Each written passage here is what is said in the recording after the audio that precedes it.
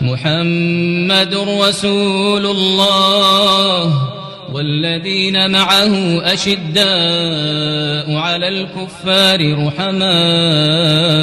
بينهم تراهم ركعا سجدا يبتغون فضلا من الله ورضوانا سيماهم في وجوههم من أثر السجود ذلك مثلهم في التوراة ومثلهم في الإنجيل كزرع أخرج شطأه فآزره فاستغلظ فاستوى على سوقه يعجب الزراع ليغيظ بهم الكفار